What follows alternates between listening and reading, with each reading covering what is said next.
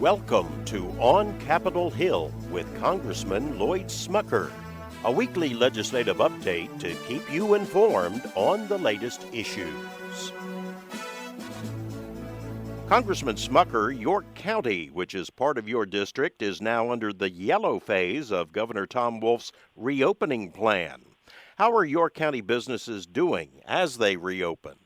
Yes, York County has finally been moved by the governor to his yellow designation. Lancaster County has not yet been moved to that by the governor. But, sadly, we've already seen headlines in York County about businesses who have permanently closed as a result of COVID-19. We did provide really extraordinary and unprecedented support from the federal government, but some small business simply were not able to weather the business closure order and the uncertainty really from the governor in regards to the length of this shutdown and so on. It's created a condition where many small businesses have decided that they cannot continue to operate. And sadly, that's been too common in our congressional district in Southern New York and Lancaster County as well. I'm receiving texts almost every day of businesses who have decided to close. The fact of the matter is, even while York is moving to that yellow designation, we simply are not moving fast enough to prevent businesses from closing forever, which are permanently eliminating a lot of jobs. I've said this before to your listeners, but I think it bears repeating. It is not too soon for businesses who can safely operate and follow this social distance and CD guideline to open. So we really need the governor to recognize the depth of the economic hardships that are being experienced by hardworking families and small businesses. Some of the early economic data that we've seen now paints a really grim picture of where our economy is, near Great Depression level unemployment.